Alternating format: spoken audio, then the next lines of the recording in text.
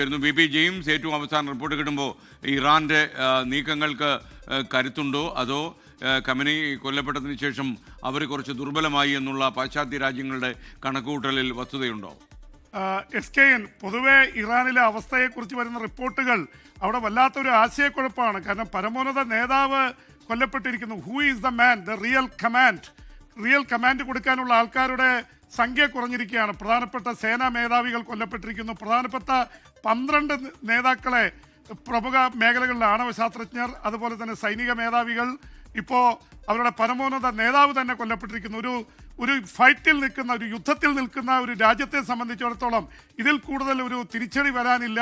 അവരുടെ ഏറ്റവും വലിയ പരമോന്നത നേതാവിനെ പ്രൊട്ടക്ട് ചെയ്യാൻ പറ്റിയില്ല എന്ന് പറയുമ്പോൾ സ്വാഭാവികമായിട്ടും അവർക്ക് അവിടുത്തെ സൈന്യത്തിന്, ഇറാൻ്റെ റവല്യൂഷണറി ഗാർഡ്സിനൊക്കെ വല്ലാത്ത നാണക്കേടും തിരിച്ചടിയുമാണ്.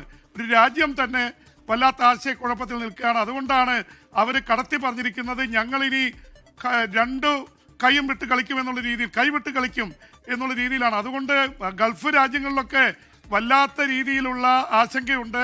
ഇവരെന്ത് ചെയ്തു കൂട്ടും? ചിലവർക്ക് വട്ടുപിടിച്ചാൽ കയറി അടിക്കുമെന്ന് പറഞ്ഞോണം. ഇറാൻ കയറി എവിടെയൊക്കെ അടിക്കുമെന്ന് അറിയില്ല. എന്തായാലും പ്രധാന ലക്ഷ്യം ഇസ്രായേൽ തന്നെയാണ്. ഇസ്രായേലിൽ ആൾക്കാരോട് പുറത്തിറങ്ങരുതെന്ന് പറഞ്ഞിട്ടുണ്ട്, ബങ്കറുകളിൽ കയറാൻ പറഞ്ഞിട്ടുണ്ട്. ഏത് നിമിഷവും അവിടെ സൈറനുകൾ മുഴങ്ങുന്നുണ്ട്. അപ്പോൾ ആ തരത്തിൽ ഇറാന്റെ ബാലിസ്റ്റിക് മിസൈലുകളും ആയിരക്കണക്കിന് ഡ്രോണുകളും, അതാണ് അവരുടെ തന്ത്രം.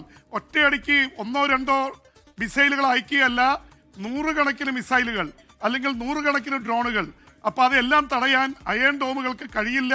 അതുകൊണ്ട് തന്നെ ഇറാൻ ഒരു പ്രത്യാക്രമണത്തിനുള്ള ശ്രമത്തിലാണ്. പക്ഷെ അവരുടെ ശരിക്കുള്ള ആയുധ പുരകളിലൊക്കെ ഇസ്രായേലിൻ്റെയും അമേരിക്കയുടെയും മിസൈലുകൾ വന്ന് പതിച്ച് അവിടെ മുഴുവൻ കത്തുകയാണ്. ഇപ്പം തന്നെ മരണസംഖ്യ 500-ലേറെ ആയി എന്നൊക്കെ പറയുന്നുണ്ട്.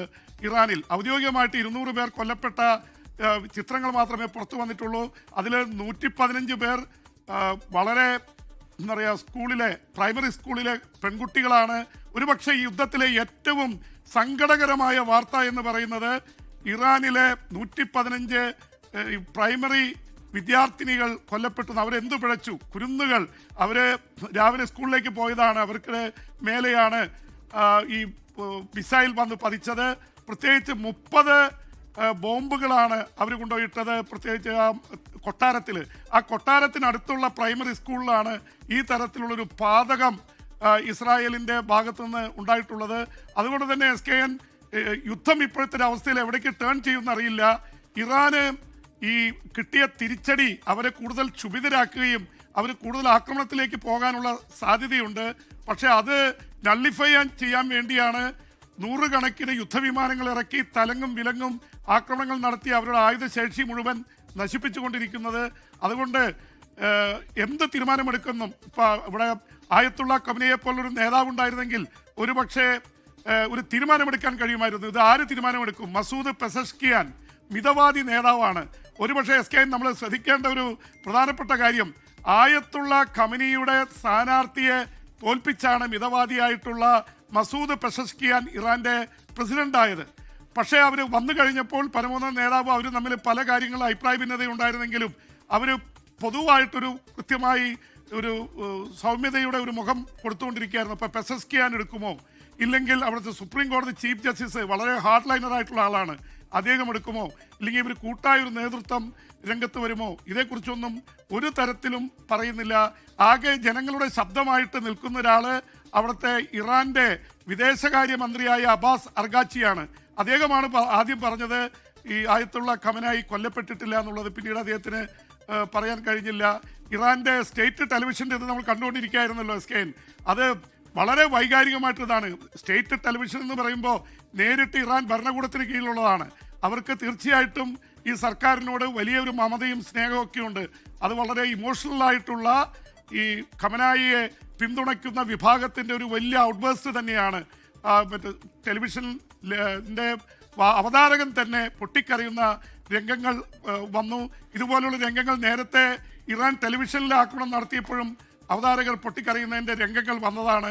അപ്പോൾ നമ്മൾ വിചാരിക്കുന്ന പോലെ ഇറാനിലെ ജനങ്ങൾ മുഴുവൻ ഇവർക്കെതിരാണ് എന്ന് പറയുന്നതിൽ അർത്ഥമില്ലാതെ വെസ്റ്റേൺ മീഡിയയുടെ ഒരു പ്രചരണം കൂടിയാണ്.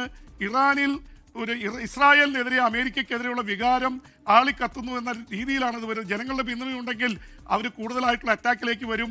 പക്ഷേ സുപ്പീരിയോറിറ്റി ആയുധങ്ങളുടെ കാര്യത്തിലും യുദ്ധവിമാനങ്ങളുടെ കാര്യത്തിലും അതുപോലെ തന്നെ നാവികസേനയുടെ കാര്യത്തിലൊക്കെ എണ്ണത്തിലല്ലെങ്കിലും ശക്തി, അത്യാധുനിക ശേഷിയുള്ളത് അമേരിക്കയ്ക്കും ഇസ്രായേലിനുമാണ്. സൈബർ അറ്റാക്ക് നടത്തി അവിടുത്തെ സിസ്റ്റം മുഴുവൻ തകർത്ത് കളഞ്ഞിരിക്കുക. മിസൈലുകൾ വേണ്ട പോലെ ലോഞ്ച് ചെയ്യാനൊന്നും പറ്റാത്ത അവസ്ഥ ഉണ്ടാകാം. ഒരുപക്ഷെ ലക്ഷ്യം തെറ്റി ജനവാസ കേന്ദ്രങ്ങളിൽ ഇറാന്റെ മിസൈലുകൾ പതിക്കാനുള്ള സാധ്യതയുണ്ട്. അതുകൊണ്ട് തന്നെയാണ് കുവൈറ്റിൽ, UAE-യിലൊക്കെ സ്കൂളിൽ ആരും പോകേണ്ട, ഓൺലൈൻ ടീച്ചിങ് അടക്കമുള്ള കാര്യങ്ങൾ വന്നിരിക്കുന്നത്. SKN ഒരു ഇതുള്ളത്, ഈ ഖത്തറിൽ 1000 വിമാനങ്ങളാണ് ഒറ്റ ദിവസം യാത്ര നടത്തുന്നത്. അതെല്ലാം ക്യാൻസൽ ചെയ്തിരിക്കുക. 20,000 പേര് ദോഹയിലും മറ്റ് വിമാനത്താവളങ്ങളുമായിട്ട് കുടുങ്ങിക്കിടപ്പാണെന്ന് പറയുന്നു. ഖത്തറിന്റെ കാര്യം അങ്ങനെയാണെങ്കിൽ മുഴുവൻ സ്ഥലങ്ങളിലെയും വിമാനങ്ങൾ 10,000-കണക്കിന് യാത്രാ വിമാനങ്ങളാണ് സഞ്ചാരം നിർത്തിയിട്ടുള്ളത്. ലക്ഷക്കണക്കിന് ആൾക്കാർ കുടുങ്ങിക്കിടപ്പാണ്.